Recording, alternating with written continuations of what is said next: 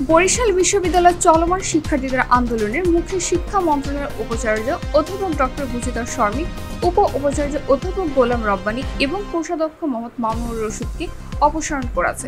মঙ্গলবার 13 মে রাতে শিক্ষা মন্ত্রণালয়ের সিনিয়র সহকারী সচিব এএসএম কাশেম স্বাক্ষরিত প্রজ্ঞাপনে এই সিদ্ধান্ত জানানো হয়। শিক্ষার্থীরা টানা 29 দিন ধরে প্রথমে 22 দফা, পরে 4 দফা দাবিতে আন্দোলন করে আসছিল। দাবি পূরণ না হওয়ায় উপাচার্য অবসানের 1 দফা দাবিতে আন্দোলন চালিয়ে যায়। এই আন্দোলনের অংশ হিসেবে শিক্ষার্থীরা আমরণ অনশন শুরু করেন এবং ঢাকা-কুয়াকাটা মহাসড়ক অবরোধ করেন। অবশেষে শিক্ষার্থীদের দাবির পরিপ্রেক্ষিতে শিক্ষা মন্ত্রণালয়ের উপাচার্য, উপাচার্য ও কোষাধ্যক্ষকে অপসারণ করে। এই সিদ্ধান্তের পর শিক্ষার্থীরা আনন্দের উল্লাস প্রকাশ করেন। এর আগে গত 6 মে ইউজিসির পক্ষ থেকে উপাচার্যের বিরুদ্ধে বিধি লঙ্ঘন ও প্রশাসনিক অনিয়মের অভিযোগ এনে একটি তদন্ত প্রতিবেদন পাঠানো হয় শিক্ষা মন্ত্রণালয়।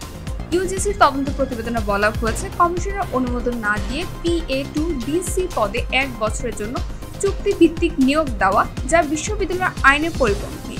একই সঙ্গে সিন্ডিকেটের অনুমোদন ছাড়াই বিশ্ববিদ্যালয়ের রেজিস্ট্রার মনিরুল ইসলামের PRL স্থগিত করে তাকে পুনরায় দায়িত্বে বহাল রাখা হয়।